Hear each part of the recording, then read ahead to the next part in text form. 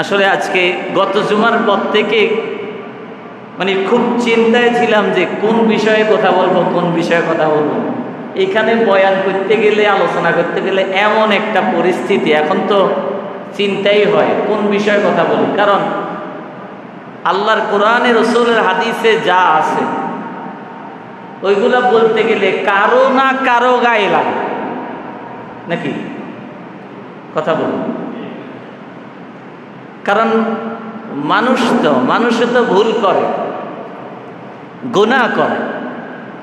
এখন ভুলের কথা, গুনাহের কথা আল্লাহর কোরআনে, রসুলের হাদিসে নাই। কথা বলেন নাই? আল্লাহ এবং তার রসুল এগুলো থেকে বিরত থাকতে বলেন নাই? বলছি। এখন ওই বিরত থাকার কথাটা আল্লাহ এবং তার রসুলের কথা, ওয়াজ তো আল্লাহ রসুলে করছে। আমি শুধু আপনাদের কাছে বিষয়টা স্মরণ করাই দিচ্ছি, শুনাই দিচ্ছি। এখন যেই ওয়াজে করি কেউ না কেউ এই অপরাধী। ওয়াজের শেষে যদি হই হাঙ্গামা হয় তাহলে তো আর এক সময় দেখা যায় যে কোরআন হাদিস বন্ধ করি, ওই যে বাঘের কিচ্ছা, সাপের কিচ্ছা করতে হইব। এটা ছাড়া আমার আর কোনো মনে হয় উপায় থাকবে। এমন একটা পরিস্থিতি, কোন জায়গা থেকে বলি আর কার গায়ে লাগে। এখানে কে কি করে, কে কোনটা করে এটা তো আর আমি জানি না। আমি আল্লাহর কোরআন, রসুলের হাদিসের কথা বলি। এখন কার গায়ে লাগলো, কার গায়ে লাগলো না, যার গায়ে লাগে তার কাছে এটা রাজনীতি মনে হয়। আর যার পক্ষে যায় এতে কয় এই না হুজুর এই না বালা, পক্ষে গেলে বালা আর বিপক্ষে গেলে কয় হুজুরের রাজনীতি শুরু করছে। এই জন্য চিন্তার বিষয় যে সামনে মসজিদে কথা, কোন ব্যাপারে বলবো আর কোন ব্যাপারে বলবো না, এটা টেনশন লাগে। এখন কোরআনের কথা, হাদিসের কথা আপনার গায়ে লাগলে আপনি কি কোরআন পাল্টাইবেন না যে নিজের চরিত্র পাল্টাইবেন? কোনটা? কথা কোন? কোরআন পাল্টানো কি সম্ভব? সম্ভব? এখন আপনার গায়ে কোরআনের কথা লাগছে, কোরআন কি আপনার বিরুদ্ধে? কোরআন তো এসেছে আপনাকে পরিবর্তন করে, আপনাকে ধুয়ে মুছে, আপনাকে অন্ধকার থেকে আলোর পথে উঠিয়ে, সিরাতাল মুস্তাকিমের পথে উঠিয়ে জান্নাতে নিয়ে যাওয়ার জন্য। সুবহানাল্লাহ বলেন।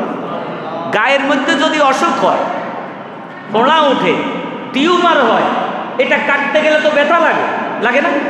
কথা কয়। অপারেশন করতে গেলে যন্ত্রণা হয় না, ব্যথা হয় না? এখন আপনার অপারেশনটা, ব্যথা দেওয়াটা তো উদ্দেশ্য হচ্ছে আপনাকে এটা অপসারণ করে ভালো করা। আপনার দোষ আছে, কোরআনের কথা বলতে গেলে আপনার ভিতরে যেই দোষটা আছে আপনার গায়ে একটু লাগবে, জ্বলাপোড়া করবে, মনের মধ্যে কষ্ট লাগবে। আহারে ভাই, এটা তো আপনাকে কষ্ট দেওয়া উদ্দেশ্য না, এটা হচ্ছে আপনাকে পরিবর্তন করে জান্নাতি মানুষ বানানোর উদ্দেশ্য। ঠিক না? কথা বলেন, ঠিক না? এখন আপনি কি কোরআন পরিবর্তন করবেন না নিজেরে পরিবর্তন করবেন? ব্যাকে কয় কারে পরিবর্তন করবেন?